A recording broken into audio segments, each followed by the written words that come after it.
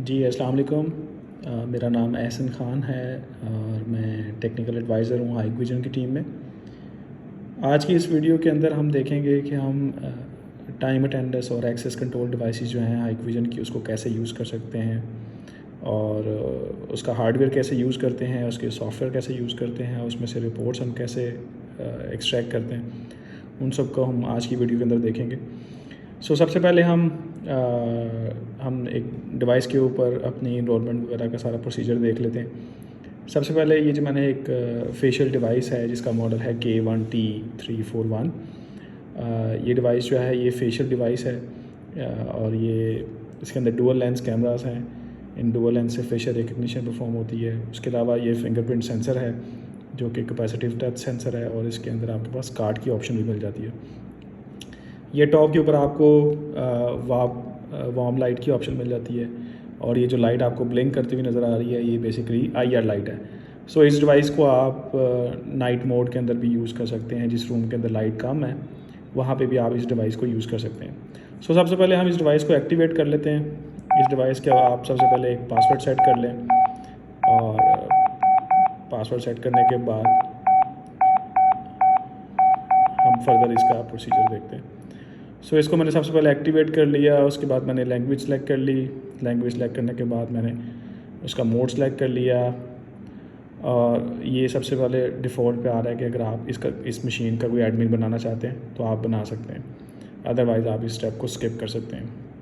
जैसे ही आप स्किप करेंगे तो आपको इस तरह से डिवाइस का मेन मेन्यू नज़र आएगा। तो आपको करना क्या है, स्क्रीन के ऊपर आपको लॉन्ग प्रेस करके रखना है और जैसे ही आपको हाथ का निशान बना हुआ नज़र आए तो आपने सबसे पहले इसको स्वाइप करना है जिससे आपका वो पासवर्ड वाले मोड के अंदर आ जाएगा। उसके बाद आपने अपनी डिवाइस का पासवर्ड एंटर करना है। जैसे ही पासवर्ड एंटर करेंगे तो आपके पास डिवाइस का मेन्यू ओपन हो जाएगा इस तरह से।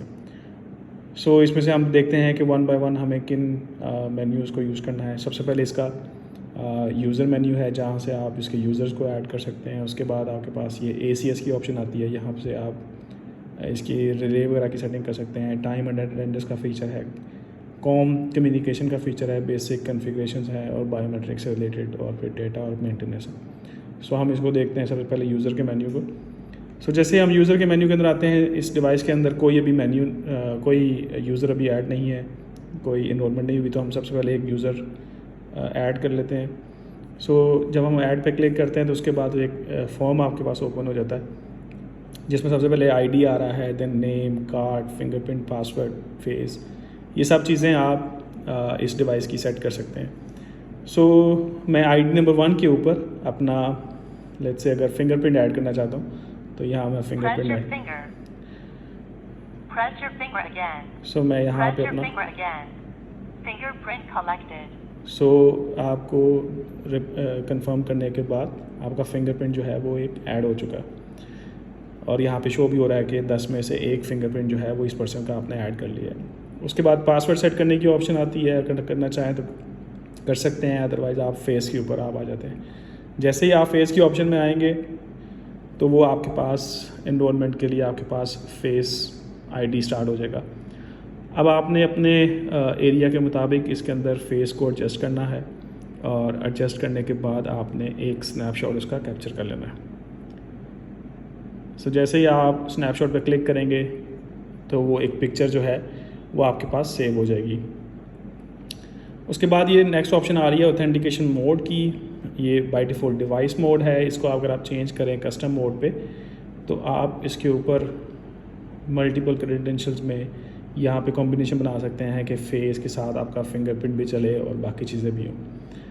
और अगर आप चाहते हैं कि सिर्फ या तो फेस से अटेंडेंस लग जाए या कार्ड से लग जाए तो सिंपली आप इसको बैक कर देते हैं। उसके बाद ये यूज़र नॉर्मल होगा या एडमिनिस्ट्रेटर होगा, यहाँ से आप डिफ़ाइन कर सकते हैं और सिंपली इसके बाद आप ये टिक के निशान पर क्लिक करें तो एक यूज़र यहाँ पे ऐड हो चुका है, उसका फेस, फिंगरप्रिंट और कार्ड इसके अंदर ऐड हो चुका है। इसी तरह आप बाकी यूज़र्स भी ऐड करते जाएंगे और वो यहाँ पे लिस्ट आपकी बनती जाएगी। अब यहाँ से मैं वापस अपने मेन मेन्यू के ऊपर आता हूँ। मेन मेन्यू के ऊपर आपको ACS की ऑप्शन मिलती है जिसके अंदर आपको ये डोर कॉन्टैक्ट और डोर ड्यूरेशन मिल जाती है। उसके बाद ये आपको टाइम अटेंडेंस का फीचर मिलता है, बाय डिफ़ॉल्ट ये डिसेबल है, आप इसको मैनुअल एडजस्ट कर सकते हैं। क्या आप जब अटेंडेंस लगा रहे हो तो आपको स्टेटस ऑन करने हैं या नहीं ऑन करने, आप इसको ऑटो कर दें तो ये आपके पास डिफरेंट स्टेटसेस आ रहे हैं जिसको आप कॉन्फ़िगर कर सकते हैं। सो अगर आप इसको बाय डिफ़ॉल्ट डिसेबल भी रखेंगे तब भी हाइक विजन के सॉफ्टवेयर के अंदर आप इसकी रिपोर्ट्स वगैरह देख सकेंगे। उसके बाद ये कम्युनिकेशन का है।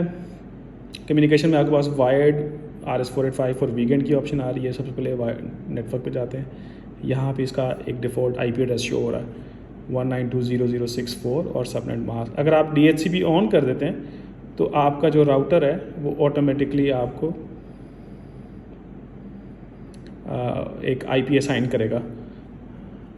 DHCP को आप अब ऑन कर देंगे तो आपको ऑटोमेटिकली IP, अदरवाइज़ अगर आप इस डिवाइस का मैनुअल IP भी सेट करना चाहते हैं तो वो आप मैनुअल भी सेट कर सकते हैं। उसके बाद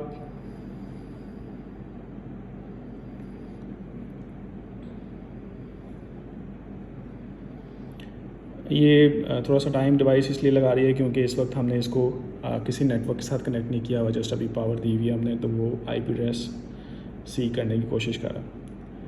सो अभी हम वापस आते हैं अपने मेन मेन्यू की तरफ। उसके बाद आपको बेसिक की ऑप्शन मिलती है। बेसिक के अंदर आपको इसकी जो बेसिक सेटिंग्स हैं, डिवाइस का ID और उसकी लैंग्वेज और टाइम सेटिंग, डेट सेटिंग, आप ब्राइटनेस यहाँ से सेट कर सकते हैं।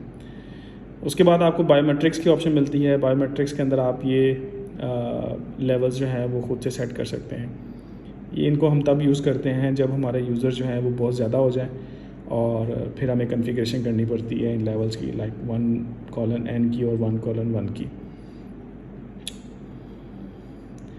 उसके बाद आप डेटा में आ जाते हैं। ये डिवाइस जो है वो USB सपोर्ट करती है। आप यहाँ पे इसके साथ USB प्लग कर सकते हैं और जैसे ही आप इसके ऊपर USB प्लग करेंगे तो आपके पास यहाँ पे USB लगाने की ऑप्शन मिलेगी और जैसे ही आप USB लगाएंगे तो उसके अंदर आप इजीली अपना डेटा जो है वो ट्रांसफ़र कर सकेंगे। सो इस तरह से आपके पास ये USB लगाने की ऑप्शन है। यहाँ से आप USB लगा के इसका डेटा कॉपी कर सकते हैं। सो ये इसके साथ एक कन्वर्टर केबल आती है, वो आप लगा के इसमें से डेटा एक्सट्रैक्ट कर सकते हैं। उसके बाद ये इसके स्पीकर की ऑप्शन है जहाँ से इसकी साउंड प्रॉम्प्ट्स आपको मिलते हैं। अगर इसकी आप बैक साइड की बात करें तो बैक साइड के ऊपर आपको ये लैन पोर्ट की ऑप्शन मिल जाती है और आपको पावर केबल की ऑप्शन मिलती है। इसके साथ एक ब्रैकेट भी आती है जिससे आप इस डिवाइस को कनेक्ट कर सकते हैं, किसी दीवार के ऊपर फिक्स कर सकते हैं। सो अभी हम देखते हैं कि जो यूज़र हमने ऐड किया था वो उसकी ऑथेंटिकेशन किस तरह से होती है और अटेंडेंस किस तरह से मार्क होती है। सो ये डिवाइस एक दफ़ा रीस्टार्ट हुई है। सो आप देख सकते हैं कि जैसे ही फेस उसके सामने आता है तो वो उसको रीड कर लेता है और साथ ही आपको एक मैसेज भी मिल रहा है, प्लीज़ वेयर अ मास्क।